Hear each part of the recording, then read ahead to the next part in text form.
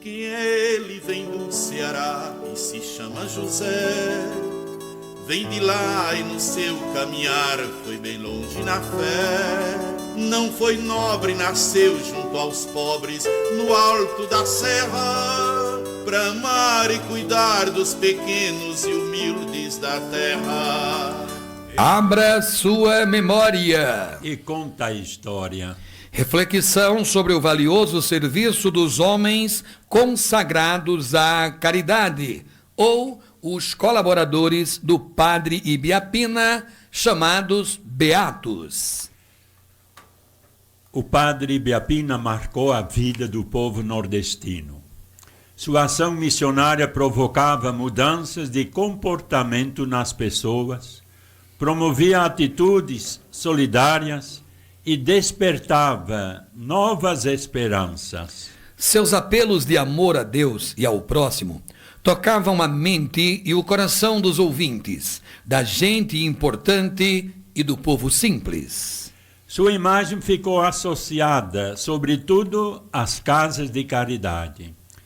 Mesmo que o seu trabalho missionário e social tenha ido muito além daquelas casas, foram elas que, de certo modo, o imortalizaram como educador, como apóstolo da caridade e como missionário por excelência.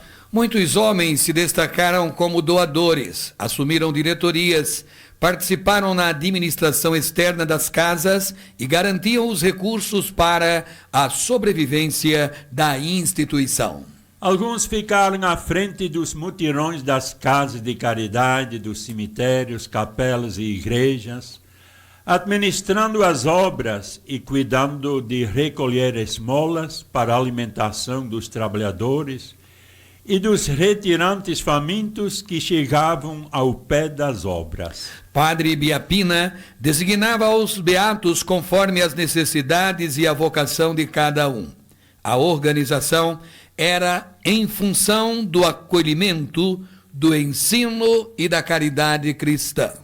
A partir de dezenas de cartas guardadas até hoje, que Padre Ibiapina enviou à irmã superiora da Casa de Caridade de Pocinhos, na Paraíba, é possível identificar alguns nomes e os tipos de trabalho destes irmãos. Alguns nomes dos irmãos citados nas cartas: Francisco, Jobe, Davi, Joaquim, Manuel Maria, José Rodrigues, João Maria, Miguel, Zacarias do Coração de Jesus e Maria. Aparece também um certo Manuel Januário, viúvo, que o padre mestre afasta da sua função para evitar envolvimento dele com a superiora.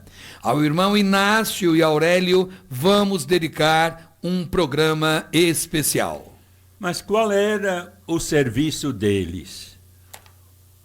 Um deles era o acompanhamento de cargas, transporte, seja de mantimentos como bacalhau, legumes, farinha, como também para a produção, o algodão e o couro, seja o transporte de dinheiro, de cartas de correspondência, e o mais importante era o acompanhamento de irmãs e órfãs nas viagens a cavalo de uma casa de caridade para outra. Outro trabalho era cuidar dos roçados, ou com a função de vaqueiro, zelar pelos animais, vacas leiteiras e os cavalos de carga que as casas de caridade possuíam.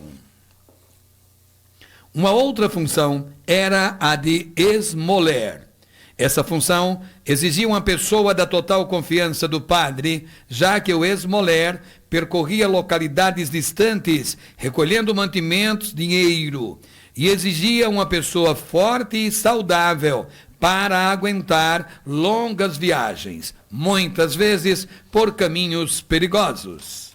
Na Casa de Caridade de Barbalha, no Ceará, no ano de 1870, Padre Ibiapina orientava os irmãos e as irmãs E diz o texto registrado pelo irmão Aurélio: incentivou a todos para o trabalho, para praticar a humildade e a caridade, e mostrou-lhes que nas casas a graça de Deus se mostra presente, no trato dos enfermos abandonados e na compaixão dos pobres aflitos. Padre Biapina privilegia a humildade e a caridade como virtudes essenciais para quem faz parte da Irmandade. E o texto segue. Tem beatos que entendem que a vida espiritual existe em rezar muito, ouvir muitas missas. A perfeição da alma está na humildade e no trabalho de dia e noite, fazendo bem aos miseráveis, como se fosse para si próprio ou para seus próprios filhos, se os tivesse. Nesta carta aparece o problema que toda geração faz ressurgir. Trata-se da relação entre a vida religiosa, espiritual, e a prática da vida.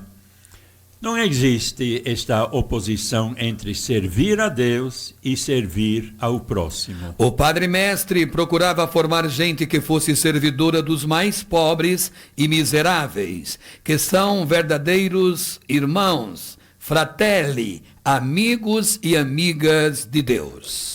Padre Mestre Biapina, inspirai-nos. Louvado seja nosso Senhor Jesus Cristo. Para sempre seja louvado.